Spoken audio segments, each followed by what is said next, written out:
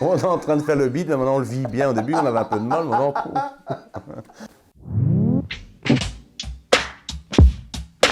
Qu'est-ce qu'il veut exactement? Il veut m'aider. Adrien, je monte devant. Ah non, je suis ton chauffeur, je suis pas ton cousin, là.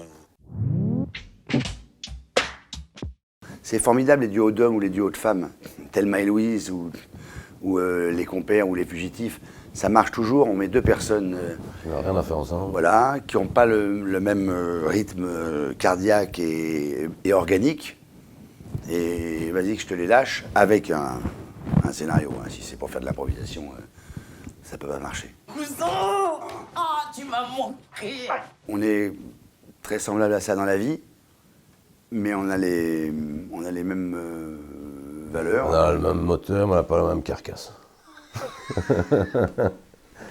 Là, mais c'est vrai qu'il y en a, je pense que c'était le mec qu'il nous fallait, parce que nous, c'est vrai que malgré nous, on met quand même je vais pas dire une tension, mais on a Une pression. Voilà, on a des personnalités peut-être un peu fortes.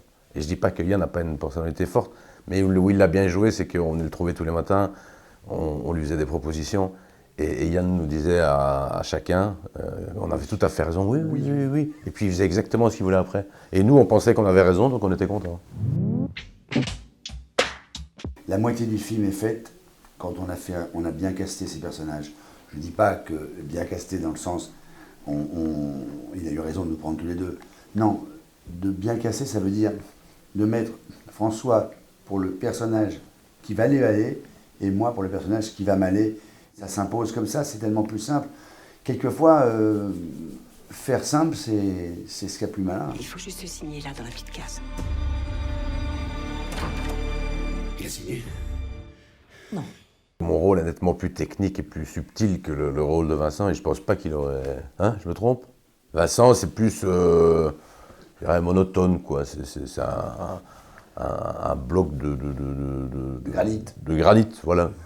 Alors que moi, c'est plus intéressant. Il y a une vraie mise en danger.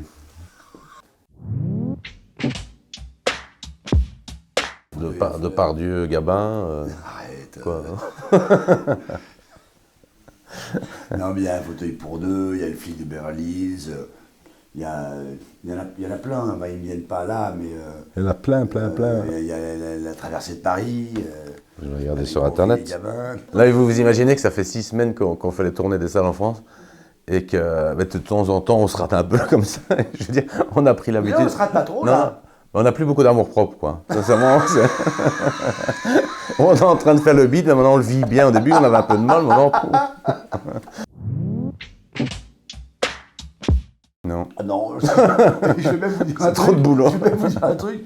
Je me suis même jamais posé la question. J'aime bien me retourner et m'inventer des raisons rétroactives d'avoir fait des choses. Voilà, dans 6 mois, je dirais, ben, moi j'ai rêvé de jouer avec François. Moi, j'aime m'écouter parler. Les films en solo, c'est mieux. Voilà. Rien à voir. Là, vous avez un beau spécimen de film en solo. Hein. T'en as fait quelques-uns, non? Ouais.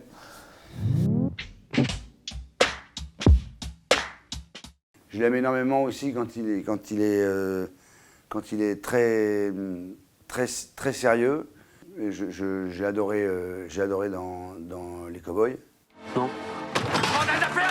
J'aime bien quand François on a lourd sur la patate.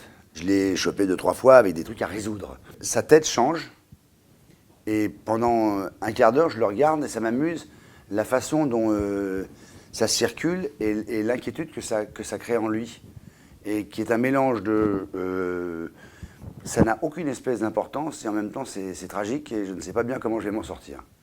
Et je pense que ça lui va bien. Ce qui est intéressant, c'est quand Vincent met sa personnalité, enfin sa tension, son intensité au service de la comédie, parce que ce sont des personnages ultra marrants. Et j'aime bien, c'est que c'est pas un jeu, il est comme ça vraiment dans la vie, quoi. C'est pas, mais il peut s'énerver sur une plancha, j'ai déjà vu faire, mais c'est grave, hein, il est devant, on a l'impression que c'est David Guetta, là, et il y a un problème de gaz, alors là, il devient dingue, mais il sait pas qu'on le regarde, quoi. Vous êtes mort de rire, vous êtes toujours en train de faire... Je vais juste le filmer, là. Puis tu le regardes après, t'es mort de rire, tu vas le montrer à tout le monde, quoi.